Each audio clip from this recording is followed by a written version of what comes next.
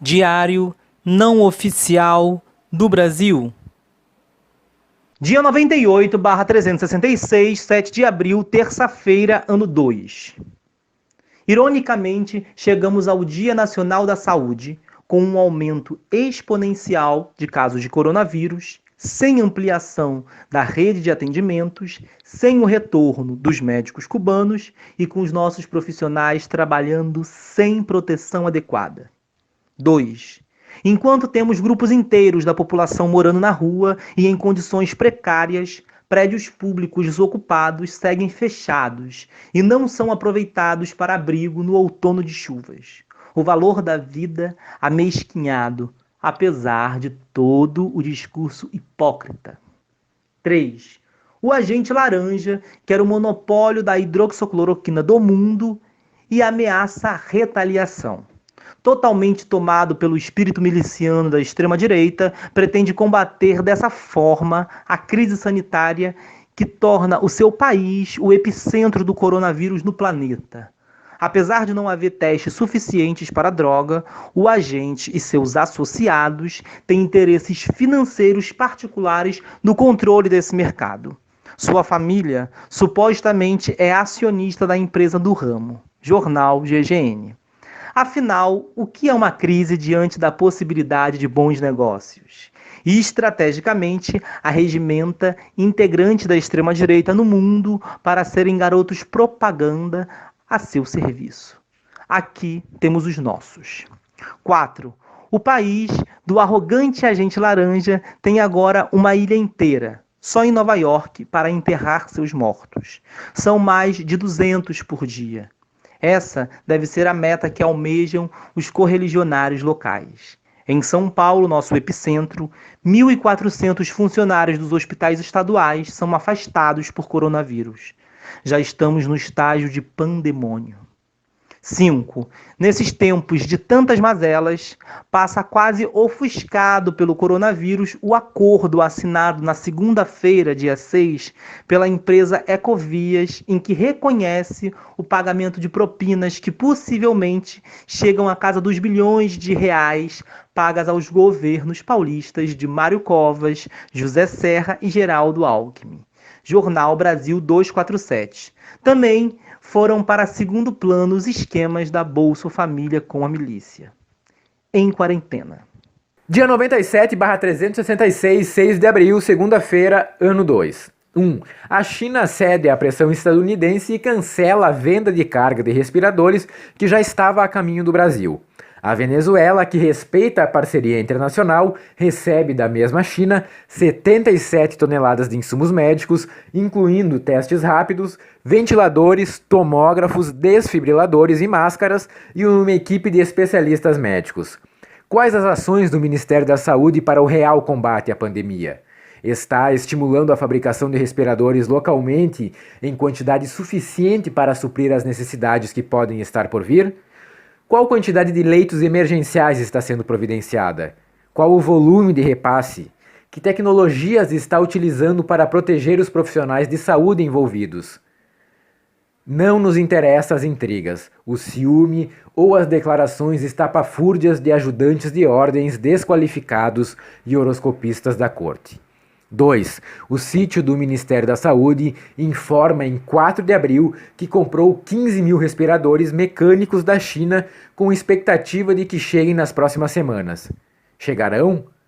Estão entre os interceptados? Se chegarem, são suficientes?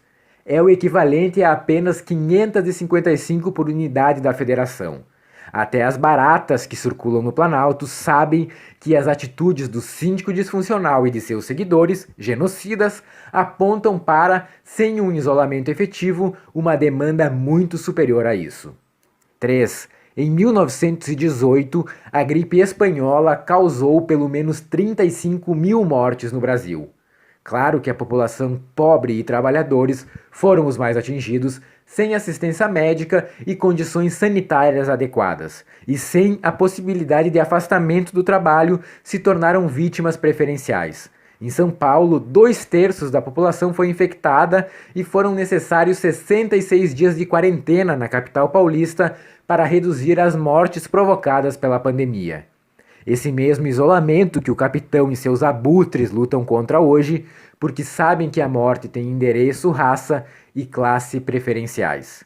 Alguns componentes da elite trombadinha possivelmente irão a óbito mesmo assistidos, mas a grande massa trabalhadora é que vai sofrer mais diretamente o impacto, pressionados a se exporem sem assistência adequada de saúde ou mesmo funerária. 4. A gripe veio apenas um ano depois da greve geral de 1917. A classe operária engatinhava na sua organização no país. Um jornal paulista informava que o cemitério da Consolação enterrava seus mortos de classe média e de elite 24 horas por dia. As luzes nunca se apagavam. As balas comuns não cabiam à quantidade de pobres dizimados. A Gazeta de Notícias do Rio de Janeiro reclamava, em outubro de 1918, da desídia criminosa do governo. Dia 96/366, 5 de abril, domingo, ano 2. A atitude do síndico disfuncional em tripudiar com a fome dos brasileiros é odiosa. Quais foram as ações do seu governo nesses 2 anos para combater a fome? Nenhuma. Absolutamente nenhuma. Ao contrário, destruiu programas sociais de apoio e conseguiu destruir mais vagas de trabalho que o seu ministro da Justiça com as ações estapafúrdias e corruptas da sua operação particular. 2. O Conselho Nacional de Segurança Alimentar foi alvo imediato da sanha destruidora do governo fascista que ora ocupa o Planalto. Empenhado em afligir os pobres e a classe trabalhadora, no seu programa de governo, a palavra fome sequer foi mencionada. Na cidade de São Paulo, muitas crianças têm sua dieta resumida a arroz, porque o governo do ex-capitão, focado na morte e não na vida, é incapaz de agilizar a resolução da renda básica, ou igualmente incapaz de utilizar os militares tão recorrentemente lembrados e adicionados em tempos recentes e que acabaram de ganhar brinquedinhos de 9,1 bilhões de reais para, por exemplo, distribuir cesta básica aos brasileiros ameaçados pela fome. 4. Assim, a banalidade do cinismo sentou praça no país. A gestão do síndico disfuncional deixa o povo sem um plano de contingência razoável, sem comida, sem médicos, sem renda básica, mas tem energia suficiente para convocar, junto com 34 pastores de diferentes igrejas evangélicas, um jejum pelo Brasil. Muitas dessas igrejas continuam abertas, apesar do mal que isso representa, e cobrando seus dízimos, e os seus pastores seguem muito bem alimentados e fornidos.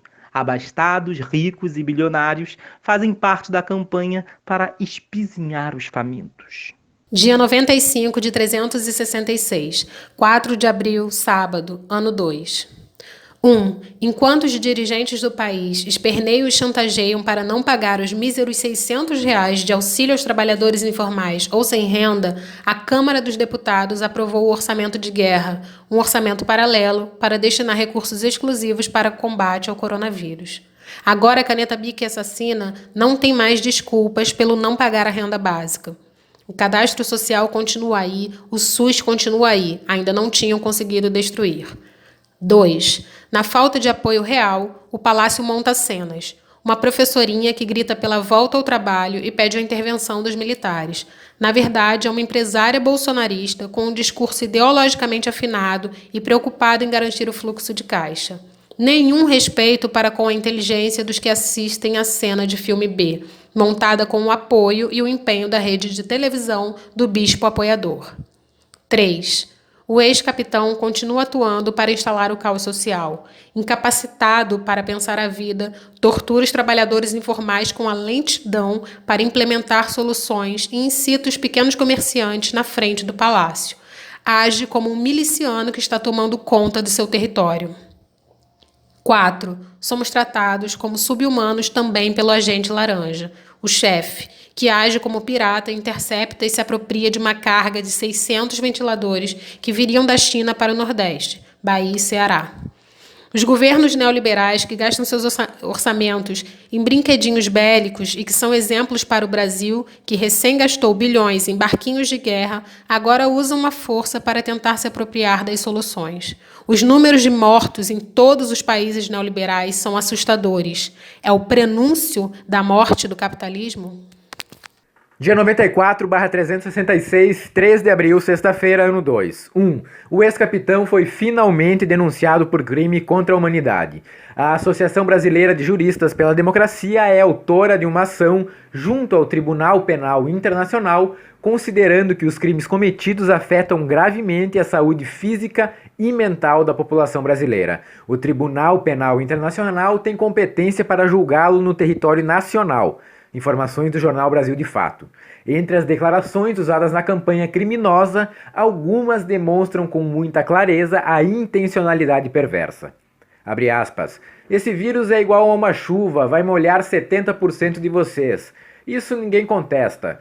Toda a nação vai ficar livre da pandemia depois que 70% for infectada e conseguir os anticorpos.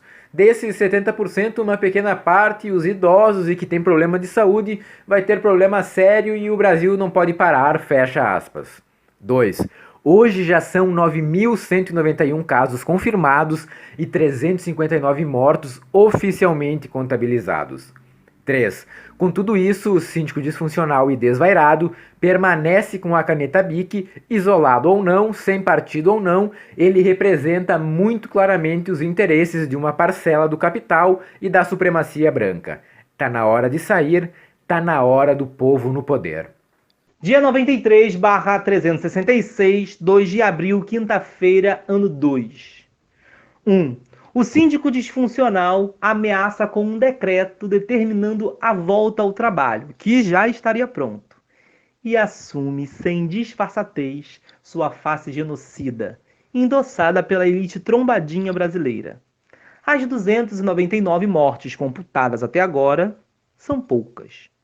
2.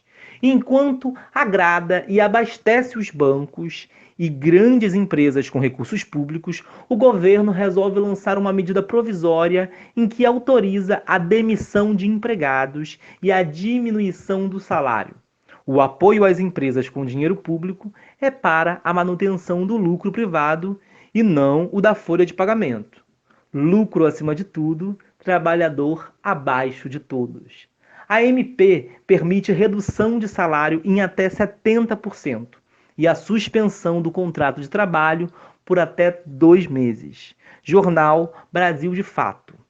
3. O desgoverno federal envia aos governos estaduais recomendação para ampliar o isolamento e, ao mesmo tempo, prega contra o isolamento.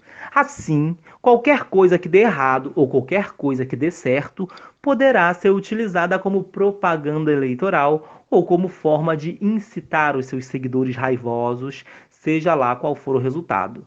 No Brasil oficial, já são 299 mortos e quase 8.000 casos confirmados. No Brasil real, já se admite que os números possam ser muito maiores, encoberto pela subnotificação decorrente da falta de condições materiais para um controle mais efetivo. 4. O empresário fazedor de hambúrguer, que minimiza umas 7.000 mortes, demite 600 empregados. Não recria o seu produto, não tem capacidade para reinventar, descarta a sua força de trabalho. Se não morrem de coronavírus, quiçá morrerão de fome. O apresentador de televisão presidenciável dispensou pelo WhatsApp 400 pessoas de seu startup do setor educacional Jornal GGN. Esses senhores, sempre ansiosos por determinar os rumos da política do país, dão a receita. Em caso de crise, o trabalhador é um insumo descartável. 5. Hoje estamos na capa do jornal Washington Post, com as covas rasas abertas no cemitério de Vila Formosa, em São Paulo, aguardando as novas vítimas de uma gripezinha inofensiva que atrapalha a economia. Dia 92/366, 1º de abril, quarta-feira, ano 2. 1. O auxílio aos trabalhadores vai tramitando lentamente, como o savoir-faire dos torturadores. O auxílio aos bancos abastecidos nos cofres públicos saiu a jato. Mas para aprovar o auxílio mínimo aos trabalhadores, tem que ter chantagem, como também é de praxe entre torturadores. 2. No cenário disponível para hoje, lideranças indígenas continuam sendo assassinadas. O professor Zezico Guajajara foi assassinado a tiros ontem no Maranhão. Também no Maranhão, famílias quilombolas são expulsas de suas terras em plena pandemia por determinação do governo federal. As mineradoras continuam a operar como se não houvesse amanhã. Para os trabalhadores, é claro. E o STF proíbe o síndico disfuncional de fazer campanha contra o isolamento. Mas ele não dá atenção e continua o boicote sistemático contra a saúde da população, incentivando a desobediência às medidas protetivas, conturbando, mentindo e atrapalhando. 3. No mundo, enquanto Cuba se dispõe a colaborar no combate à pandemia e oferecer a ajuda de sua medicina humanitária a outros países, o governo estadunidense segue empenhado em sua política genocida e bloqueia o envio a Cuba de kits de testes e respiradores para ajudar no combate à doença, doados pelo empresário chinês Jack Ma, fundador da plataforma Alibaba. A empresa estadunidense que faria o transporte alegou ser impedida pela lei Helmans-Burton. Informações do jornal Brasil de Fato. É o modelo que inspira nossos atuais dirigentes. 4. Por aqui, a credibilidade do capitão despenca ainda mais. Em sintonia com o comportamento perverso e errático da sua caneta Bic e as mais de 800 mentiras apuradas pelo sítio Aos Fatos nos seus 456 dias de governo.